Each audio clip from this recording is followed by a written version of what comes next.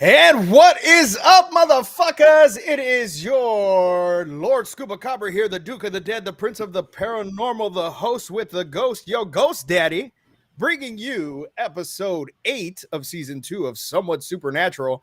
And today's guest is the second half of 50 States of Terror. Last episode, we had his lovely wife on, Kaylee. Today, we have Anthony Diaz on. How's it going, brother? What's up, man? Yeah, I am the other half, the not so pretty, the not so smart other Well, half. I, I, I'm I, I'm just you know, I'm just there to tell a couple of jokes and a little you're the comic relief. yeah, It's I am her the comic. movie. It's her movie, and you're the comic relief. I get I it. am. I'm the sidekick, dude, and I'm cool with that. I'm definitely cool with that. Well, man, so we're gonna talk, just a few Texas legends a little bit later on. But I want to give you the chance to, let people know who you are. And that's why we're here. Kaylee was talking about you, and she built you up really big, man. And I know you're doing some big things with like writing a book. And have you already written books before? Is this your first book you're working on, or? Yeah, this is the first book, and it's already completed, and it's going for publication. I'm sending out the manuscripts to a couple publishers just to see what I can get, and that right there is a hassle on itself, man. It is such a it's grueling, dude. Especially when you Yeah. already got like 12 denial letters, and they're like, "Dude, you suck." I'm like, "Oh, I'm sorry." You know what though, man? I kind of get it. I've never written a book. I'm a movie guy. I've done a couple of films and stuff. And so trying to get those films out there to try to get somebody to pick them up, I do Yeah. definitely understand the frustration that it comes with. But dude, I mean, if I had a publishing company, just from what Kaylee was telling me about your book, I mean, I'd be sold, but yeah, that's and so tell us a little bit about what your book is about. Yeah, so it follows two U.S. Fish and Wildlife government employees and three high school students, and they stumble upon a portal into a parallel universe, and in this universe they have cryptids, and the main antagonist captures these cryptids and steals their essence and use them as his own power. So, like, for example, like he would take a chupacabra and he would steal his essence, thus killing the creature, and then inject it into one of his minions or something. And now Mhm. the minion has the powers of chupacabra. It grows long talons. It become invisible at will. It has enhanced speed, enhanced smell, things like that. And I follow a lot of the traditional cryptids that are like Sasquatch, the Wendigo, the Cactus Cat. Um, let's see, obviously the Chupacabra, the Thunderbird, and I like to take it as a serious scientific approach too, because I don't just make up things. All the research I've done for the cryptids are what other cryptozoologists believe that they can do. Yeah, Uh, yeah. yeah, basically the story is I took it from the stance of myself working with the U.S. Fish and Wildlife Service at the time, and it's just all about conservation and all about helping these defenseless animals.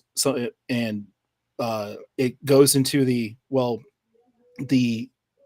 good versus evil type thing, sci-fi fantasy. I meant to have it just a fun book just to escape into my own little world, Yeah. and they in the parallel universe there is the secret American government agency that houses the link between that universe and our universe, and Oh, you can wow. get recruited into this organization known as the Crypt. So Okay. they're Awesome. crypt, and the book is called Crypt Agents. uh it's targeted for young adult, and I kind of had it to where I call it the J.K. Rowling structure. Yeah. So you start off book one, and you, as a reader, you're following them as they grow up. So you start maybe like your freshman year in high school, and then the characters are freshman year in high school, and then upon book 4, it gets more more deep, Yeah. more like this moral standings. Should I go left? Should I go right? Am I conflicted with what I'm doing? And as the reader progresses, the story just gets just more intense, more intense, more intense. And man, I tell you what, the writing is very therapeutic. Yeah. Editing it makes me want to like pull all my hair.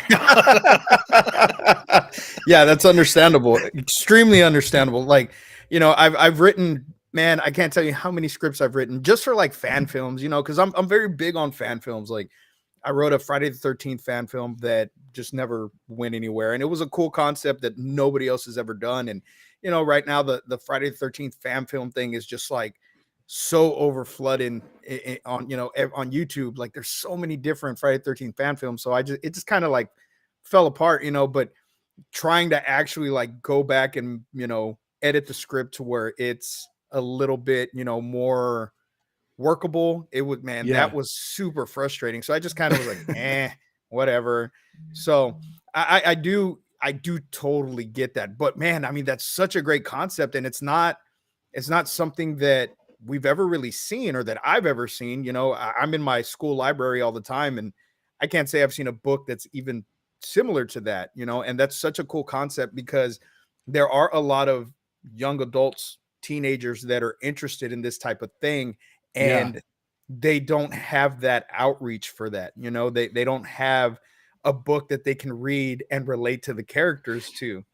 yeah. And I bring in a lot of science into it too. Like Yeah. I bring in like time dilation. I bring in a lot of physics. I bring in a lot of biological science, just to keep it true to what I wanted to do. It was to have this fantasy where a mundane, U.S. Fish and Wildlife Service federal employee pushing paperwork gets sucked into this fantastical world of cryptids, and now is in charge of protecting them. It's one of those things where, like, when I was writing, it's like, man, I wish this was real. Mm-hmm. Mm-hmm.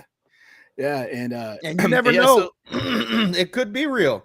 It could hey, be real. And that's why you it, keep getting the denial letters, because they don't want to make it publicly known. I You know, and never I know. have that small thing in the back of my head that's saying they're a part of it. They're a part of Yeah. it. Yeah, Yeah.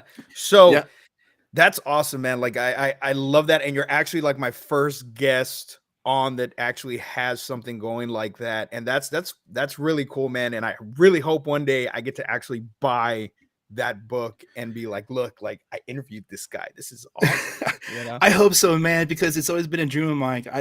I've always wanted to be a writer since I was like, I remember I was on the school bus on my sophomore year of high school, and I took out my notebook, and I saw my classmates and how like the hair was bouncing off the bus, and the windows were down, the wind was coming in. So I just started writing, and it everything just started making sense. And it was Yeah. like I like to do this. And I am on vocal.media. You can search for me on Anthony Diaz. I do have a blog too. If you go to my Facebook page at author AJ Diaz, you can see all of my stuff, all of my short stories. I write horror too. Awesome. Yeah, I love to write horror. It's one of those things to where when you write sci-fi and fantasy, horror is not that far off. Yeah. It's just you take something that you think that is like fantastical, like a magical place, and you just twist it to where you think it's even just scary Yeah. or demonic. And when I was writing some of the short stories, I felt like I was almost scaring myself, and it felt fantastic. Yeah. It Yeah. felt I mean, really and cool. that's I mean, as as a writer, because like I said, I have written stories, and I wrote a story, and I love horror. Horror is my thing. That is my Yeah. thing. I love anything horror. I consume all things horror.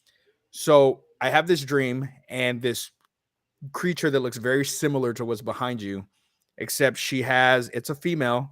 She has a black kind of cloak on, kind of resembling like the what is it, the Wicked Witch in Snow White.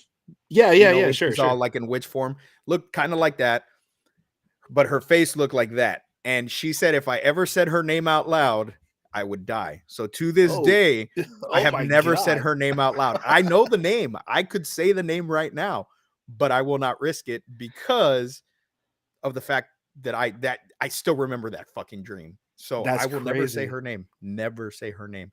But let me ask you, have you ever experienced anything paranormal in your life? Yeah.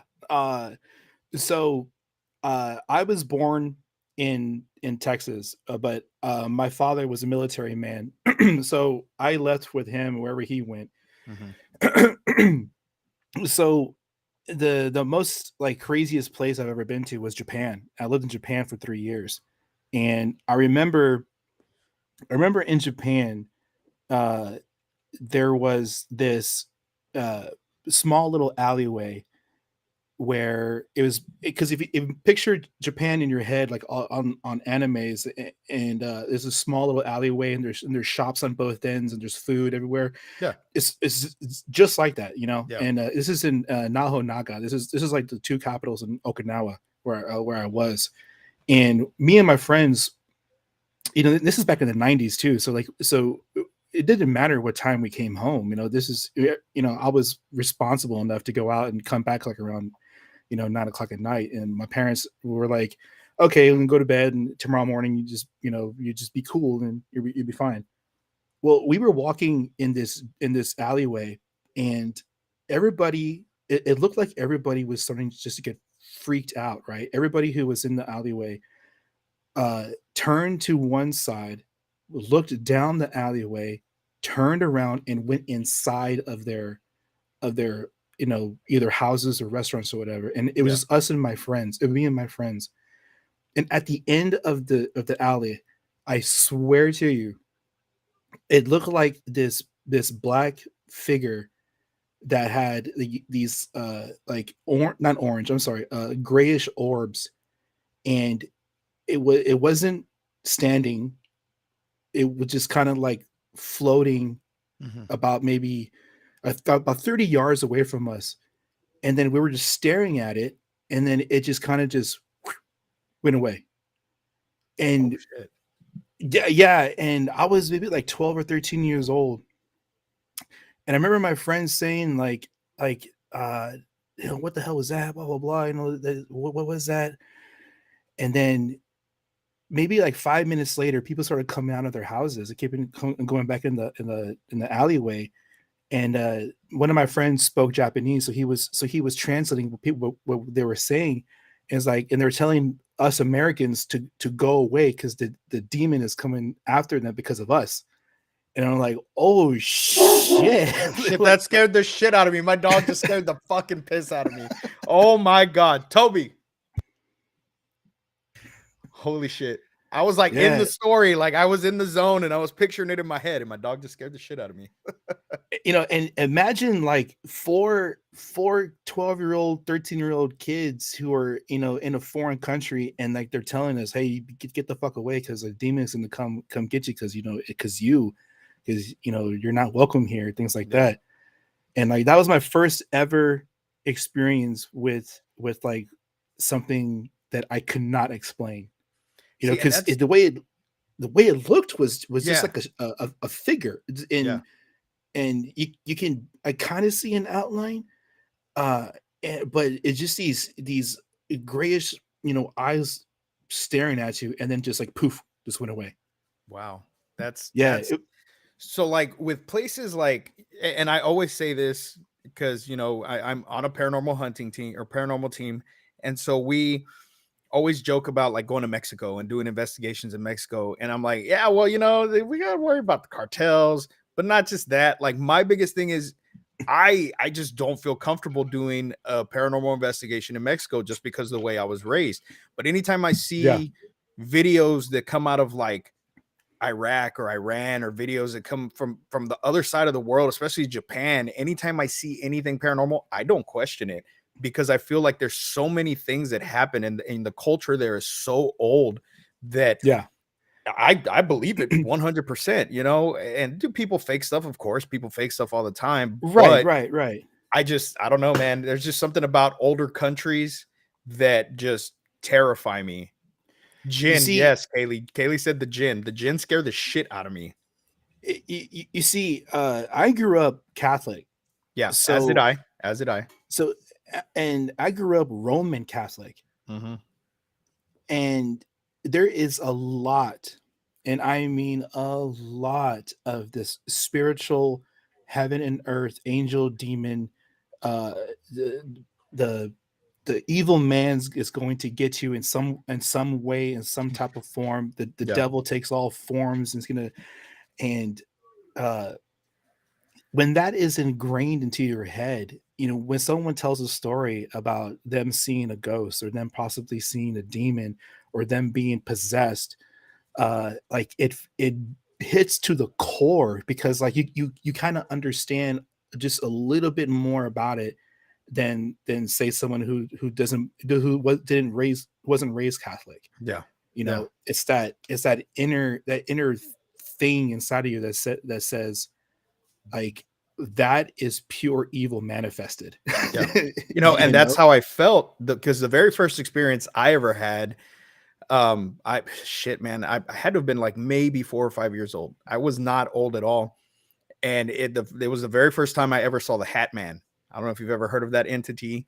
Um, but it was the very first time that I saw that shadow figure and I was wide awake and my cousin was sitting right next to me and we were watching Michael Jackson's Thriller and I just got this weird feeling and I turn around and I look out the back window and it was their backyard and then a cornfield because the neighborhood we grew up in was 3 streets surrounded by cornfields. Okay. And I lived on the 3rd street, they were on the 1st street, and so their backyard was the cornfield. And I see this shadow figure standing there and there's smoke coming out of the ground and I just remember the detail of what he was wearing. Even though he was just solid black, I could see the collar of his trench coat. I could see his fedora style hat, like a detective. Like he looked like a 1920s detective or 1940s Wow. detective, you know? And so I saw that entity, freaked the fuck out. My cousin went out there, you know, my older cousin went out there after we told him what was up. And then he, you know, he didn't find nothing. There was nothing out there. So they just chalked it up to my imagination. But then a few years later, I see it again. And I told my mom and nothing. They just chalked it up to my imagination. And then when I'm an adult, I'm in my 20s. I'm an admin on a page on Facebook called Corpus Christi Paranormal Stories. Yeah. And this lady turned in or she sent us a story or you know something that had occurred and then she sent a picture of what her son had seen and it was the exact same thing and I'm like holy What? shit, I'm like oh my god, like I've seen this thing, like all these memories start coming back of you know when I started having sleep paralysis and I would see this thing. And so I posted it and people were like, oh, that's the Hat Man, that's the Hat Man. Never heard that name before in my life.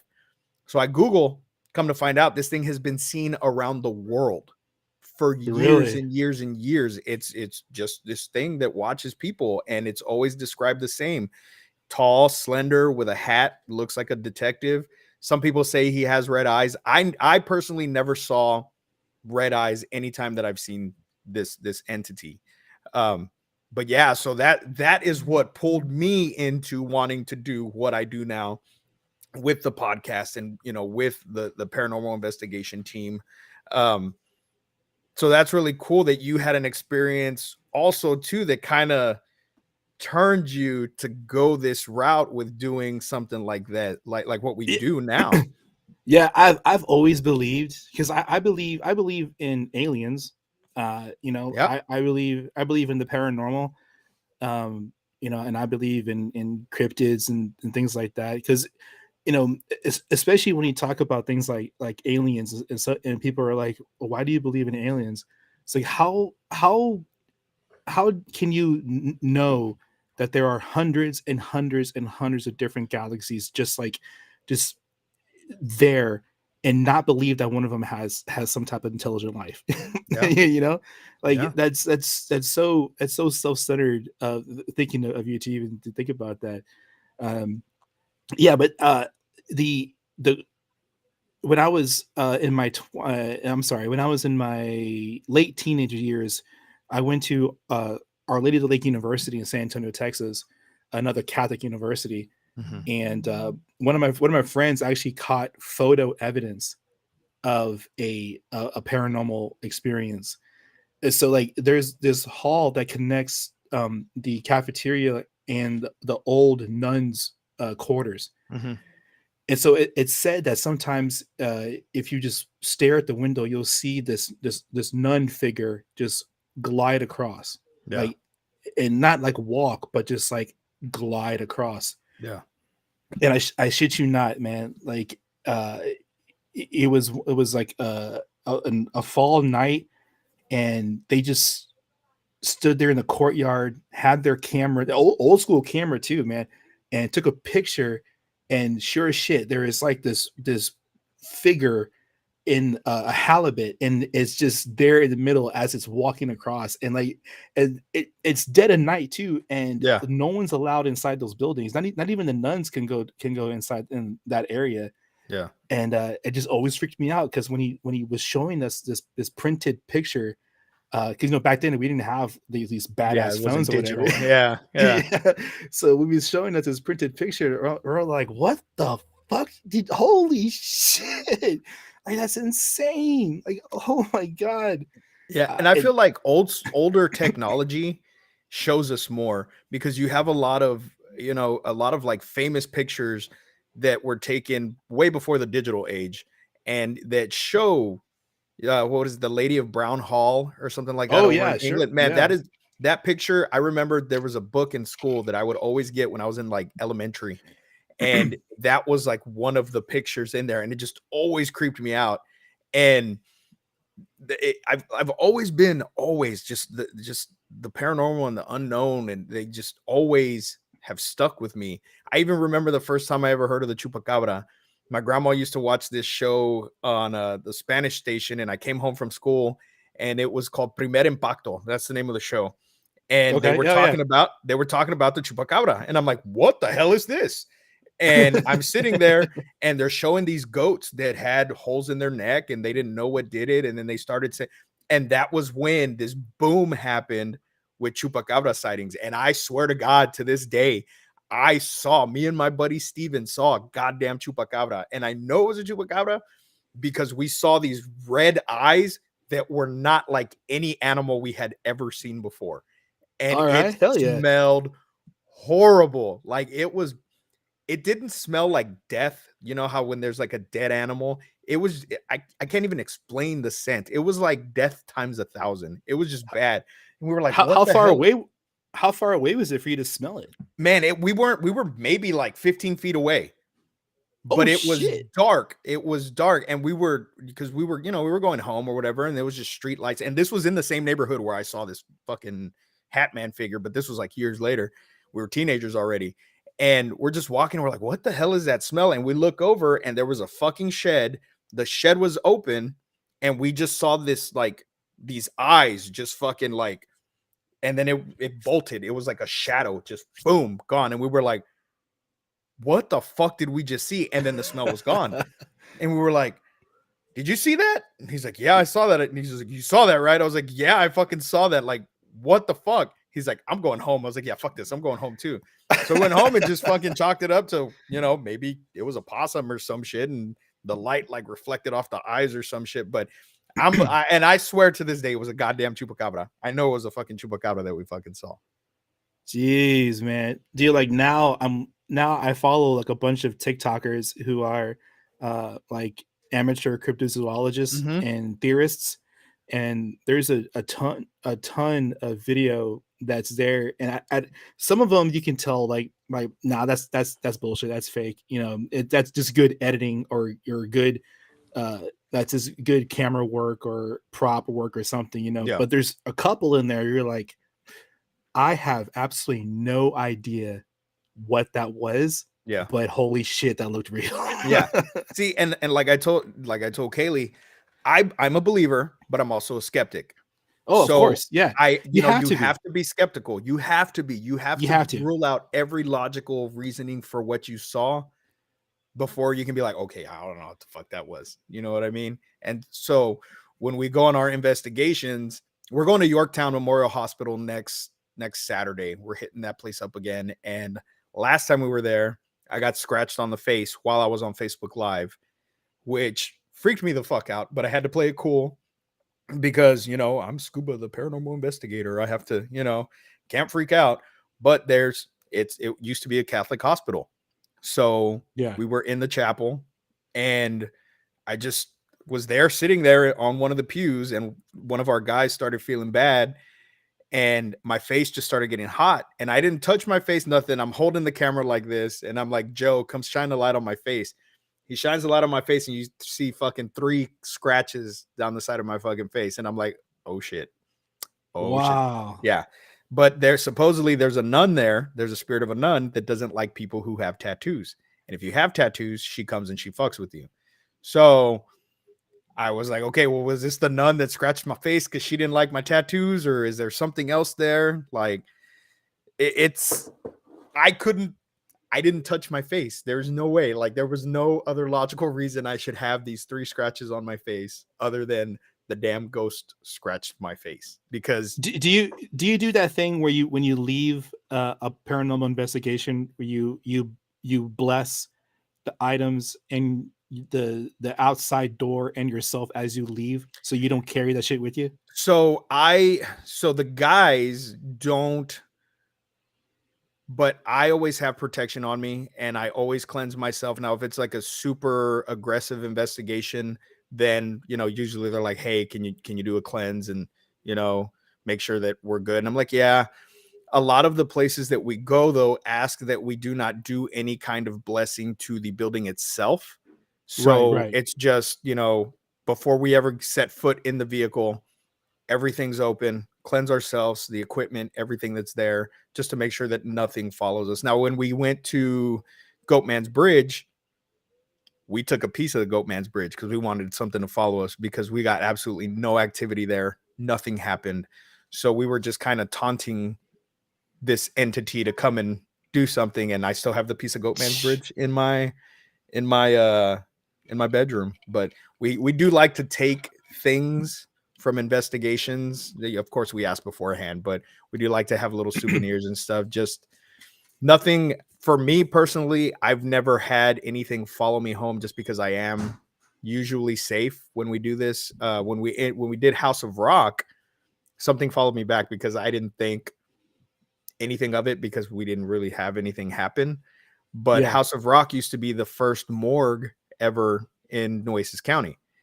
Really? Yes, yes. That's where they used to have the House of Rock was the very first morgue in Nueces County. So we went, we were the first ever paranormal team able to investigate. And it was cool. Like we were down in the basement and you know, there's actual, you know, there's actual evidence, proof of, you know, that this used to be the morgue and you can look up and see how, you know, people died and stuff. And so we did get one thing and it said that the name was Andrew and that he drowned. And I was like, all right, cool, whatever. We just chalked it up to maybe, you know, we picked up a radio station or something. So a few weeks later, my son sends me a picture. He's like, Dad, what the fuck? And it's a fucking kid's footprint in the middle of my kitchen, but it's a wet footprint. Like if Oh my Yeah, god. and he's like, "Dad, what the fuck?" He's like, "I just woke up." We don't have little kids. You know what I mean? My youngest is 16. We don't have any little kids and my daughter was at school and I was at work. So I check my surveillance camera and there was one picture taken right over here in this area over here and it looks like a leg and that's it. So I go back to that timestamp to see if anybody walked by or anything, and there was nothing on the video. But that one What? snapshot that it took, you sure as shit see a fucking leg, and that's it. It's just like the one leg of somebody walking that way. And so I was like, okay, cool. So I come home and I go live on Facebook and I start doing you know, a little session, and I'm getting intelligent answers. Every question I'm answering, the damn Ovilus is going off giving me intelligent answers, and I'm like, okay, something's here. Like there's definitely something here. So I cleansed the apartment and we were good after that. Do you think that some people are touched, that they can see, they can interact, and others aren't? Because like what's weird is like when I first saw that in Japan, like uh we were all like 12 years old, so it could have been nothing, right? Yeah. But I didn't see the one over in at Arley Lake University. My friend did, but like I don't necessarily uh see them often, nor like feel the presence. Yeah. But like sometimes when there's something off, you do feel that kind of Yeah, definitely. hair in the back of your Hmm. your neck starts to go off. But I Yeah. think it's more in other people than there's like than And I every other definitely average believe that. person. I do definitely believe that. And I feel like children, especially because they still have that innocence. And so I feel like children can see more and feel more than we do as adults, because as we get older, we just kind of we become numb to the world. You know, Oh yeah, if you yeah. think about things that we used to worry about as a kid, we don't worry about them as much. You know, I used to be scared to walk to the damn kitchen in the dark. I don't give a shit. It could be pitch black. I'm going walking to my kitchen. I'm getting me some water, you know. But where did those fears come from? Why did we have them? Because and, you know, this is just my opinion. I feel that a child is more in tune to things of that world because maybe they came, you know what I mean? When we're born, who knows? Who knows if we're just recycled souls or something, you know? And everybody has different opinions on what occurs after we die. I'm a very big believer in reincarnation, and I'm not saying everybody is reincarnated as a human. There could be other things that, you know, we get split up into or whatever, but because children may have been somebody else, maybe that's why they see things that we can't see. Um, Right. but there are also adults that are more in tune, but there's a lot that are fucking bullshit, man. Like, I don't believe fortune tellers, things of that such. Like, you know, you want to do card readings, hey, that's cool. I don't believe in that type of thing.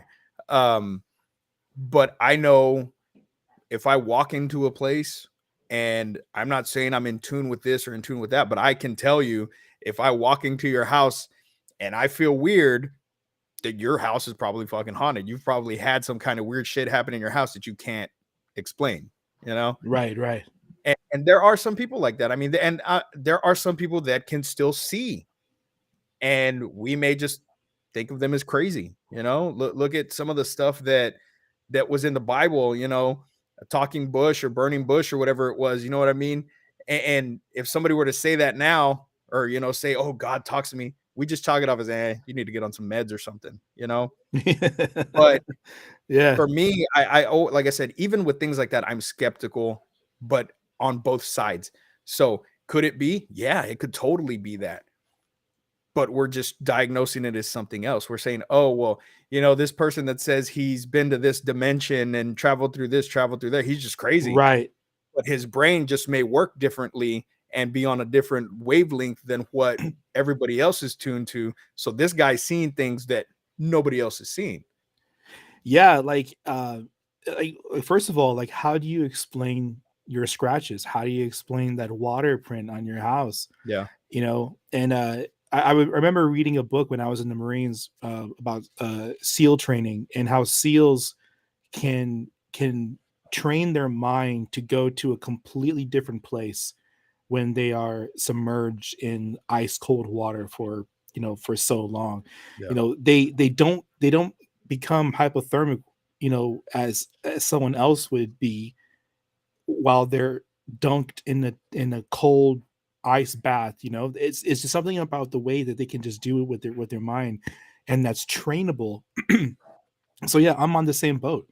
I think some people can just access some type of thing that not the average person can.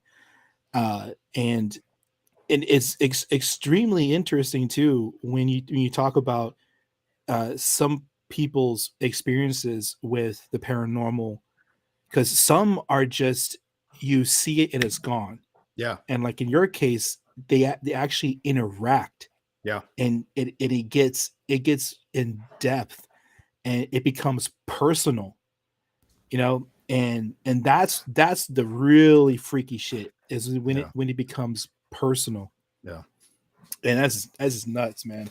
I have, there's this movie called A Ghost Story with Casey Affleck. Have you ever seen that flick? I have not, no. Okay, watch it. It's weird. It's such a weird flick. I thought it was gonna be like a scary story, and it's not. It's this like really artsy kind of story about what happens when you die. And basically, so at the beginning of the movie, all this weird shit's happening, right? And I'm totally gonna fucking ruin the movie for you, but it's still cool. Fucking watch it. It's dope.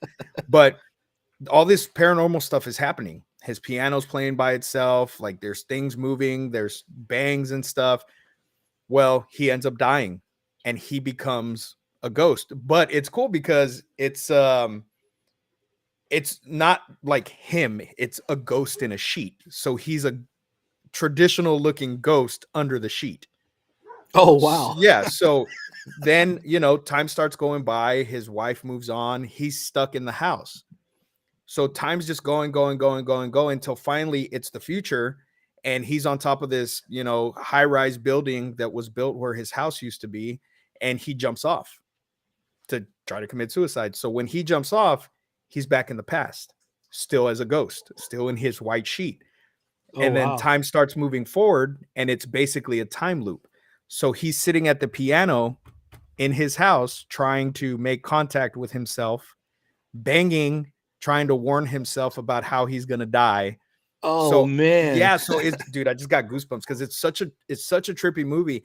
And I start thinking, dude, what if that's how it is? And the things that we do experience are us trying to get our own attention. We're stuck in this time loop after we die, watching our lives go on, trying to interact with ourselves. And I'm not saying everything is like that, because you do have other paranormal things that occur, but what stuck in my head one time, and what made it real for me, my dad and I were sitting on the couch, and I was playing Final Fantasy VIII, and I was on the last boss, and it was like 3:00 in the morning, and I'm playing the fuck out of this game, trying to beat the last boss. And my dad's sitting there watching me, and he's laughing because I'm getting all pissed off. And there's a bang on the front door, like boom, boom, boom. My graduation picture fell off the wall at how loud the knock was. My grandma didn't even wake up, and she's usually a light sleeper, and she didn't wake up at all. So my dad opens the door thinking it's his friend, opens the door, nobody's on the porch.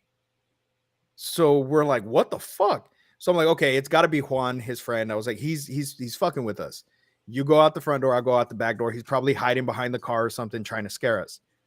So I go outside the back door with the broom, and as soon as I walk outside, my dog's barking. My dog was barking, and he was tied up in the front yard. And I go around the car, and my dad goes around the car, and there's nobody there. And we're like, what the fuck? And the back gate was locked, and the front gate was closed. And I'm like, Dad, Pee-wee started barking as soon as like we came outside. Like we would have noticed him barking if somebody was at the front door. And he's like, yeah, you're right. Let's just go back inside. So we go back inside, and my grandma came out, and she's like, what are y'all doing? I was like, well, somebody knocked on the door. There was nobody there. And she just went, I told you to go to sleep. And I was like, man, how do you just chalk that off to just, go to sleep? So I stayed up until the sun came up. But then there was another occurrence that had occurred with my brother and I. We're sitting on the bed in my room, and the windows were open, and we heard clear as day, Eric. Like my dad was outside the window whispering. Oh shit. So I go out on the front porch to look over, because where the front porch is, you could look over and see, right there in my room. There was nobody out there. And then my dad pulls up because he had just got home from work. So when I saw that, I was like, holy shit. What if that was like my dad's spirit, like fucking with us, like throughout him being in the loop already? You know what I mean? Yeah. Or was it me fucking with myself, trying to get myself's attention? Like, so it's a trippy movie, man. Watch it, and you're gonna be like, "What?" And like I said, it's not a scary movie at all, man. And I may have told you the end, or the big cliff hanger, but it still doesn't ruin the movie. It's such a good flick, man. And like, it just makes you think. And I've never seen a movie like that before that was a scary movie slash ghost story that actually made me think. Yeah. And it just opened this whole new realm of what ifs in my head, you know? Yeah, it's fucking insane. I don't know, Yeah, man. that goes into an interesting theory that I heard about like what we perceive as ghosts. That it's spot on to what you're saying. It is that what we see is just another time loop Yeah, that bleeds into ours, and yeah, then it goes away. yeah. And when I read that on Reddit, I was like, man, that's kind of trippy, man. That is trippy. Yeah, it's extremely trippy because then you think, okay, well, how many times does this loop over? How many? And then you have the intelligent responses that you get when you're doing these things. Yeah, So exactly, are exactly. they saying, seeing the same thing? They're like, oh shit, like I'm talking to a ghost, So Yeah, it's man, it's mind blowing. And that's what I love about the paranormal is that we don't know. And then like UFOs, the government flat out said, yep, UFOs are real. And we're yep. still just like, aliens aren't real. Motherfucker, they just flat out told us aliens are, or not aliens, but UFOs are real. I mean, what the hell, man? There's just so much we don't know. We know more about space than we do our own planet. They may be living in the oceans right now, and we don't know nothing about that. Yeah, how crazy is that fact? Like we know more Yeah, about space than we do the deepest part of our ocean. yeah. And I mean, and like I said, who knows? They may be down there already. Like I've seen videos, like Navy videos, that show this thing floating, and you see, it takes off, and you see jets chasing it. It just goes underwater. Yeah. And okay, cool. Like, Have you have you seen that oh man, I forgot what or I got it from. I think I got it from TikTok actually. It's a declassified FBI file on Tesla, on Nikola Tesla. Nikolai Tesla, yeah, And in the declassified file, it has that Nikola Tesla is actually from from Venus. Mars. Oh, Venus. Was it Venus or Mars? Oh, Venus. Yeah, I think Venus. I think it was, yeah, I think it was Venus, Yeah, and that his assistant collaborated like with them. And it was like, yeah, he is from Venus, like, and he's no shit an alien from another planet yeah, coming here. And I was, at first when I saw it, I was like, that's gotta be bullshit, right? yeah. That's gotta be bullshit. So I looked it up, and no, it's there. It's legit, man. I mean, but it's up to us to believe it or not, and Yeah, we're just so indoctrinated with, no, this is the way things are. Keep your blinders on. And I just, there's just so much out there, man. yeah, And so much, dude. when people do like DMT, they have this like otherworldly like experiences and stuff. And they do Yeah, the ayahuasca and have this just like mind-opening thing because they see things that you normally can't see. We don't, I mean, even our brains, man, what is it that we use, like 10% of our brains? Like, fuck. oh, right. And again, I wish I could recall like this. So like we don't necessarily use only 10% of the brain. We use all brain capacity, Yeah, but like it's just the function of the brain going at that pace it is one time. We only use a small portion of it, yeah, not only using 10%. It's like if we like unlocked different parts of the brain, like people who are right and left brain can do like multiple tasks yeah, and are savants in their own field, like music or art and things like that. yeah, yeah. uh yeah, so it makes me want to believe like that movie Limitless, where you can get that Oh pill to yeah, unlock man. everything. Woo, So man. Yeah, definitely. that'd That'd be be that'd dope. be dope. Yeah, that'd be fucking. So Kaylee said, wrong. Boys are from Jupiter, because I guess we get much stupider. I guess. So we've touched on, UFOs and our own experiences and stuff. So growing up, Hispanic, growing up here in Texas, we have a lot of tales that were told to us. The Oh yeah. cuckoo's gonna get you. What is the cuckoo? Some kind of boogeyman, Yeah. Every family has a different version of the kukui, Yeah. but it all came from somewhere. I feel that anything like that, especially something that's been carried on so long, had to have some kind of like logical explanation to begin with. But one of the ones that I have had an episode on before, and I just want to get your thoughts on it, is a lechusa. Have you ever seen one? Do you believe in them? As a cryptid guy, what do you think? So I honestly didn't know what it was Mhm. because it coincides so much with the Thunderbird, Yeah. you know. But when you have the story of the woman who can turn into this horrific owl, um, that that makes me believe that there is a kind of a parallel between the indigenous peoples of the time Mhm. and their story of the Thunderbird, and you bring in different cultures and who believe in large cryptic animals, and then you throw in this evil woman into it, and you merge all three together. I think it makes a great story. Do I necessarily believe that it's true? Like, I want to say, deep in my heart, I want to say yes, absolutely. But I think this goes into the paranormal and not the cryptid side. Yeah. You know what I'm saying? Yeah. Because you have to have a that walk that fine line between like what is defined as a cryptid. Well, the cryptid is a species of animal that you can either prove or not, that disprove that it exists, and you find evidence and whatnot. All the stories that I've read, it just firsthand accounts. There's I want more in depth firsthand accounts in order to say like, yeah, that thing is legit, that thing is real, you know. Yeah. Yeah. But I love it, dude. I love the story, man. It's fantastic. Yeah. I mean, and so I have seen lechusas, but in owl form. So I can't say that I actually saw like a witch turn into this giant owl, but I have come across big ass owls that I perceived as holy shit, it's a lechusa. I'm hauling ass home. I spent the night at this girl's house that I was dating when I was in high school. She lived down the street from me. Well, I got stuck in her house because her mom came home before I could leave. So I had to stay there till like super late at night. And I snuck out finally, and I hear like fucking just wings flapping. I look up and I see this huge fucking owl just fly into her tree.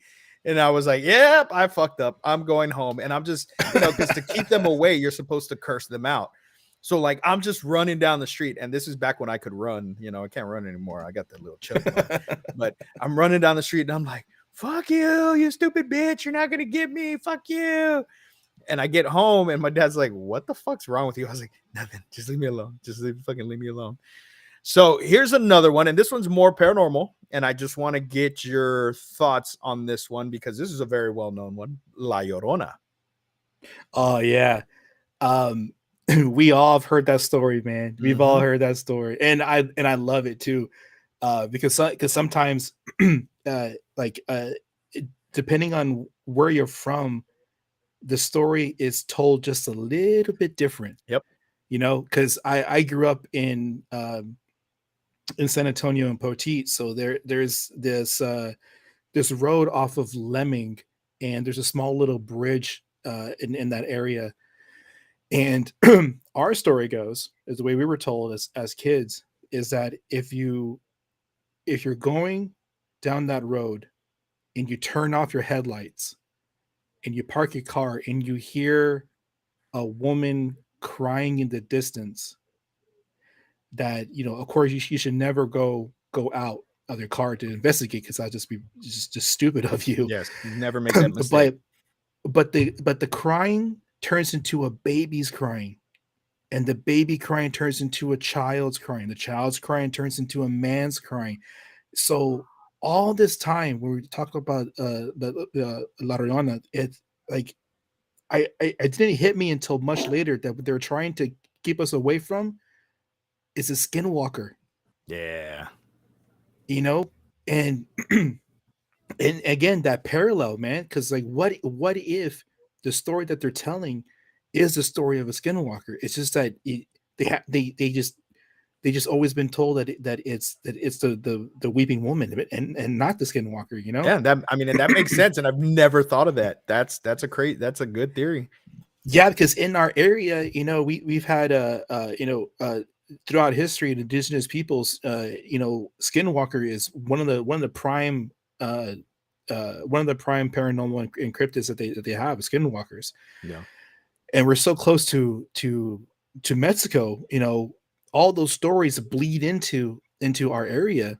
Yeah. So like what if the stories are just a different telling of what a skinwalker is, Yeah. you know?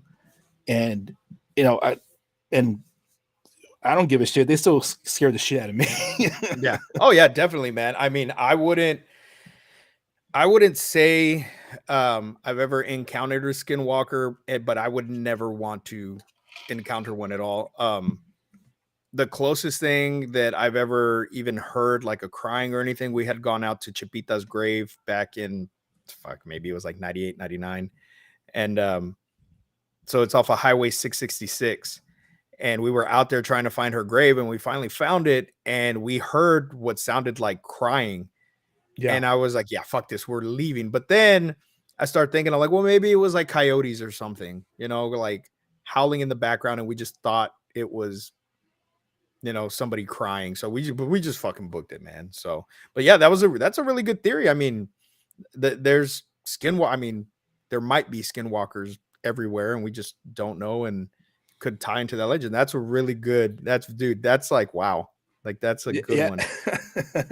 Yeah, like when I was doing research for the book, and like there's so many parallels on how that story goes, and what the story is about the skinwalkers, and like it's like, man, like what if like it's just the same thing, it's the same Yeah, identity, it's just told differently, you told know? differently. Yeah, damn. Okay, so here's one. Bigfoot. Oh hell yeah, I love Bigfoot.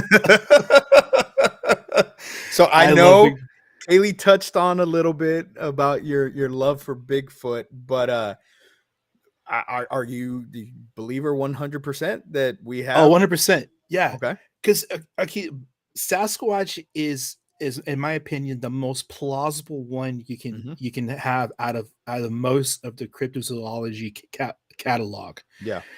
And if you haven't done so, I would highly suggest that you just take a little snippets of reading from Dr. Grover Krantz.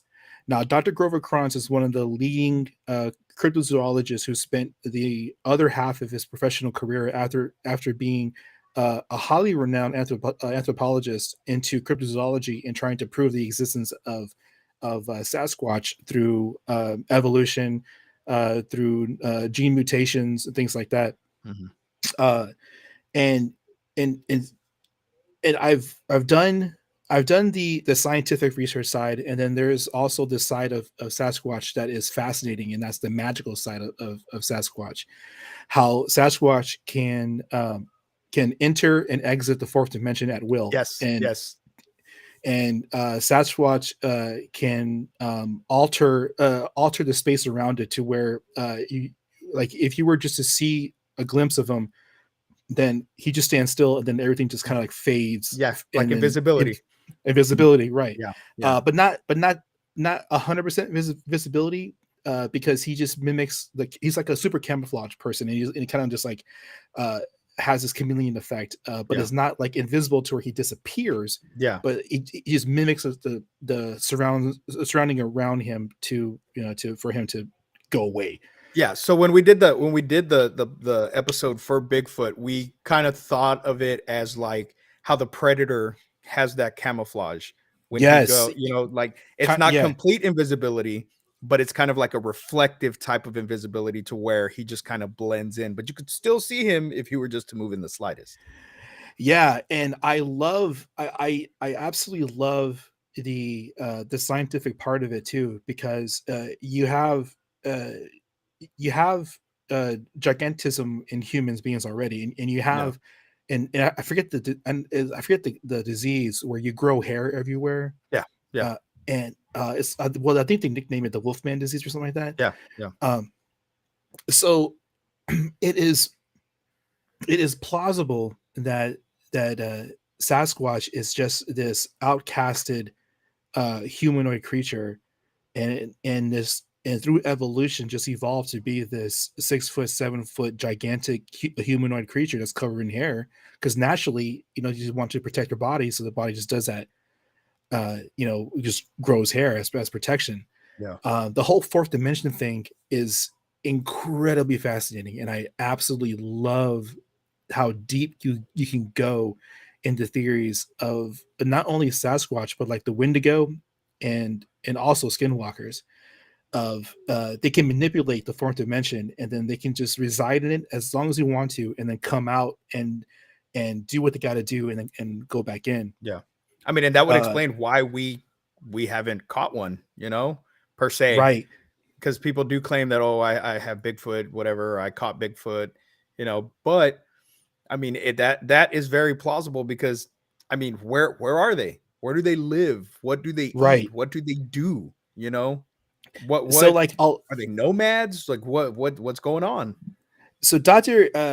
Cross was doing his investigations, and said like, well, it's plausible that they can live in like the most remote of areas because they can survive in harsh conditions. So like if places that don't have uh human interaction, they can just reside in those areas. uh and which is why a lot of things he said was that the population of the Sasquatch kind of merged into all of the woods because of the western expansion from around the 1700s and 1800s. uh, they He was theorizing that Sasquatch was living harmoniously with indigenous peoples, but then comes the push west, Yeah. and and drove them all into the highlands of the mountains and in the forests, and into northern Canada, which I love that too. That Sasquatch was like, screw America, I'm going to Canada. Yeah. Yeah. I'm gonna be Canadian. I don't know what this is all about, but I'm gonna go up there. Yeah, man. But that fourth dimension stuff too, man, because they go into depth. They go into, you can only perceive things in 3 dimensional space, but then if you add in the fourth dimension, it goes into this perceived thing of time. And since we cannot uh, go into that fourth realm, the fourth dimension, and they can pretty much just blink out of existence, do what they got to do, live their life, and just like come and just fuck with us every once in a while. Yeah. You know what? We're gonna go. We'll let them get one sighting in, and Yeah. we want to stay relevant. We are the cryptid king. We want to stay relevant. So one more before we end this, because and this wasn't one that I had mentioned before. We're gonna go ahead and skip that top one, um, because you said San Antonio. You grew up in San Antonio, so Donkey Lady Bridge. Oh, I have never been there. You've never been? I've never been. I've always wanted to go when I was a kid visiting, and I've never been there, and it makes me sad. Have you been there before? I have not. It's on our list of places to go, but it's kind of like Goatman Bridge in Denton or wherever the hell it is. It's just so like flooded with people because people hear about it all the time. So you go, and there's just so many people out there that want to go and that are there. So it's hard to get the county to close it off so that you can do a proper investigation. Right, right. So we have not gone, but I do remember my buddy Al. He grew up in San Antonio, and he was telling me a lot about, you know, being at Donkey Lady Bridge, and we were always supposed to go. Like that was one of our things that we wanted to do. But one day it'll be on our list just to go see if we can either catch something or debunk something. So I don't Have, know. have, have you been to the tracks? So the tracks, yes, I went to the tracks, and the car did move. We did have fingerprints on the back of the hood, which was kind of creepy. But then the logical side kicks in, and I'm like, well, we have greases on our fingers, and when we close the trunk or You close the truck, anywhere yeah. anywhere you Yeah. touch, there's gonna be fingerprints because you leave those fingerprints on your car. So can I say kids pushed us out of the way? I don't know, because we went way before Ghost Adventures did, because Ghost Adventures actually debunked it. They had a survey guy go out there and show that Yeah, it had this it's on a incline, yeah. little very tiny incline, but it's enough of Yeah. an incline that it moves your car. So we do know that a tragedy actually did happen there. There was actually a bus that was hit, and kids were killed back in, was it like the 50s or something? Yeah, something like that. Yeah. So yeah, but yeah, I'm so down. But Karen in the comments said proper coyotes don't sound like anything but coyotes scaring themselves if you are in the dark in the middle of nowhere, but definitely their own sound, which is true. And this, I know what coyotes sound like, but I don't care. I'm still chalking it up to coyotes, even though it sounded like crying. It was a It sounds like coyote. crying, doesn't it? It Yes, sounds like it was crying. a coyote. We're just gonna say it was a coyote. I'm good. I need my sleep. I need my sleep. So, Anthony, Don't man, put I that. want to thank you. I want to thank you so much for being my guest tonight, man. It was a blast. Go Yeah, ahead and dude, tell the thanks for people where having to me, man. find you, where to find the podcast, and what you guys have coming up. Give them your spiel. Yeah, so we are 50 States of Terror. We take one cryptid for each state, and we do a 30 to 45-minute episode. We do research on it. We do the social and economic impacts that might either have people make up the story, or the plausibility of that it could be real and it's out there, which I am the one who says yes, it's out there. We are at 50 States of Terror on most of your socials except for Twitter. You take out the of. I am on Facebook as author AJ Diaz. You can hit me up there, and you can follow all of my socials on Vocal Media and my blog, where I have my short stories. I have some of. I think I have some of my book up there for to free to read, and and yeah, um, we love what we do. Thank you everybody for listening. Thank you for having me on, man. Hell yeah, This man. is Hell this yeah. blast. Anytime. I can talk about cryptids and paranormal for the next like 6 hours, dude. Man, Yo, dude. Same here, but I gotta take a nap before I go to work. I gotta go be Scuba Steve in a bit. So, well, there's that too. So, but yeah, man, you guys be sure to follow them and listen to their podcast. They're on Spotify, anywhere you find podcasts, consume them, listen to them. It's a great podcast. They're very in depth with their episodes, and you will learn a lot. Trust me, you will learn a lot. And if anybody out there knows any publishers, get him published. Get them in contact. This man needs to publish his book. All right, let's make it happen. But as always, ladies and gentlemen, I want to thank you for joining me on this episode of Somewhat Supernatural. As always, I am your host with the ghost, the prince of the paranormal, the duke of the dead, your ghost daddy, Lord Scuba Cabra, saying, see you later. Oh, and we are having an episode next week with Dark Side Paranormal, which is my ghost hunting team. And we're going to be talking about our upcoming investigation, which is next Saturday. We will be heading back to Yorktown Memorial Hospital. Be sure to tune in.